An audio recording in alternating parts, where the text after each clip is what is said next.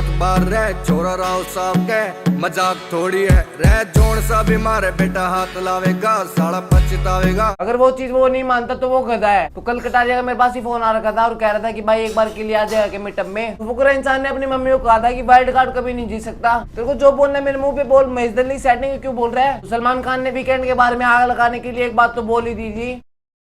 तो big boss में जिस चीज का डर था आखिरकार वो चीज होगी और वो फुकरा इंसान और एलविश यादव की लड़ाई। देखो यार, इन दोनों ने लाख कोशिश करी कि इन दोनों के बीच में लड़ाई ना हो, पर बिग बॉस ने कैसे न कैसे करके लड़ाई करवाई दी। और हाँ, एक बात और, कीर्ति मैरन को मैं एक बात ये कहना चाहता हूँ, जिया शंकर बाहर आ चुके, दबोच लो उसको। कीर्ति मैरन ले जा जिया शंकर को कॉफी पे और कर दे उसकी लास्ट कॉफी।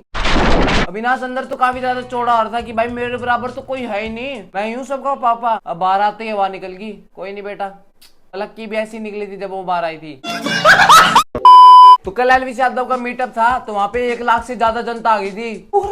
कल कटारिया का मेरे पास ही फोन आ रखा था और कह रहा था कि भाई एक बार के लिए आ जाएगा मीटअप में। तो मेरी वीडियो की शूटिंग थी तो मैंने बोला कि भाई अगर टाइम मिला तो आ जाऊंगा, पर यार नाकामयाबी से मैं जा ही नहीं पाया। झूठ बोल रहा है। बाकी एक बात और, मैं वहां नहीं गया तो क्या हुआ, मैं पायल जोन की तरह किसी और का ब्लॉग तो उठा सकता हूँ।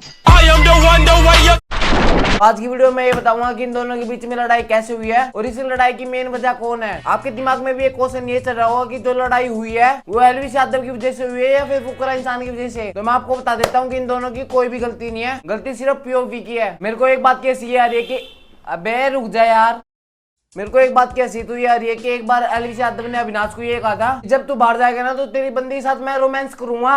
यस, पर हैरानी की बात तो ये कि विनाश से पहले उसकी बंदी चलेगी। अबे तुम टीवी एक्टर मेरे जांघियों पे। एलविश यादव फुकरा इंसान एक साथ बैठे थे तो उन दोनों बीच में एक बात पहले से चल रही थी। जब फुकरा इंसान की मम्मी बिग बॉस में एक दिन के लिए रहने के लिए आए थे तो फुकरा इंसान ने अपनी मम्मी को कहा था कि वाइल्ड कार्ड कभी नहीं जीत सकता। तो वो सीधा सीधा कहना चाहता था कि एलविश यादव नहीं जीत सकता, बट उसका इंटेंशन ये नहीं था कि वो एलविश यादव को जिताना नहीं चाहता। उसका कहने का मतलब ये है कि वो फुकरा इंसान से 1 महीने बाद आया है तो उसको बिग बॉस में ढंग से सेटल होने में कम से कम टाइम तो लगेगा और इतना टाइम लगेगा इतने बिग बॉस कंप्लीट। फिर एलविश यादव भी कहेगा कि भाई ये तो शुरू होते ही खत्म हो गया, भाई ये तो शुरू होते ही खत्म हो गया यार। बाकी एक बात और है, एलविश यादव के आने के बाद ही काफी लोगों ने बिग बॉस देखना स्टार्ट किया है, मैं भी। तो एलविश यादव के जो असली दुश्मन थे वो तो बाहर आ चुके हैं, अविनाश और जिया शंकर। भाई मुझे तो ऐसे लग रहा है कि कटारिया ने पकड़ लिया भाई अविनाश और कीर्ति मेहरा ने जिया शंकर को। मैं तो एक बात ये कहना चाहता हूँ कि इन सालों को दोनों को एक ही रेस्टोरेंट पे लेके जाओ और वहीं पे इनको सूर्यवंशम की खीर खिला दो।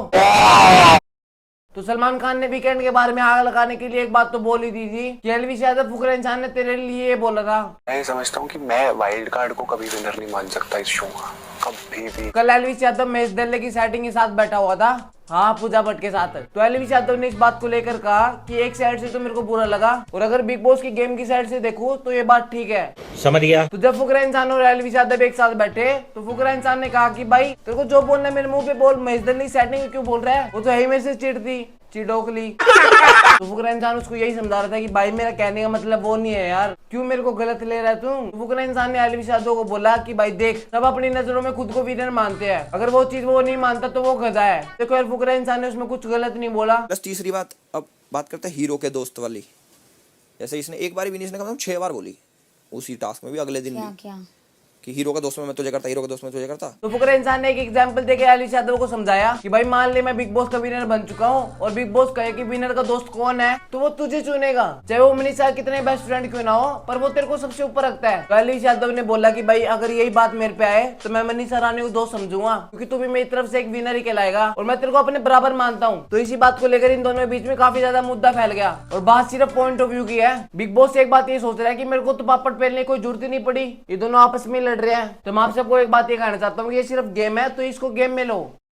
तो क्या मेरे हिसाब से दोनों का पॉइंट ऑफ व्यू ठीक है क्योंकि फुकरा इंसान सोचता है कि भाई जो मेरा दोस्त है वो मेरे बराबर ही है। और यार ये बात मेरे को सच लग रही है क्योंकि जासूस किंग को उसने गाड़ी दिलवाई थी, वो भी 20 लाख रुपए की, जो कि कोई भी नॉर्मल यूट्यूबर अपने कैमरामैन को नहीं दिलवाएगा। तो उसी चीज को मैं लेकर कह रहा हूँ कि फुकरा इंसान एलविश यादव के बारे में गलत नहीं सोच सकता। जनता वाले साले समझ ही नहीं रहे, थोड़ा अपना माइंड को यूज करो। मैं एक बात दावे से कह सकता हूँ कि जब फुकरा इंसान और एलविश यादव बिग बॉस से बाहर आएंगे ना तो वो चीज इनको बिल्कुल गलत लगेगी कि एक दूसरे। अबे रुक जाए यार, यहाँ पे बिग बॉस की लड़ाई चल रही है तो बीच में तो वो चीज उनको बिल्कुल गलत लगेगी कि एक दूसरे की तरफ से हेट हो रहे हैं। अरे भाई मत करो यार, दोनों भाई है, भाइयों में थोड़ी बहुत लड़ाई तो चलती रहती है। मेरे को तो ये लग रहा है कि दोनों एक दूसरे की तरफ से बिल्कुल पॉजिटिव है। पूरा इंसान स्टार्टिंग से कहता रहा कि भाई मैं तेरे को सपोर्ट कर रहा हूँ, भाई है तू अपना भाई है, तो समझो ना उसकी बात। और अगर आप मेरे से पूछोगे कि मैं किसको सपोर्ट करूंगा तो मैं दोनों पे वोट करूंगा भाई। तो बस यार आज की वीडियो यहीं तक। होप करता आपको वीडियो काफी ज्यादा मस्त लगी होगी। और आपका क्या ओपिनियन है कमेंट करके जरूर बताना। आपका भी ओपिनियन देखना जरूरी है ना। और देखते फाइनल में कौन जीतेगा, क्या पता उससे पहले एक वीडियो निकाल दूं।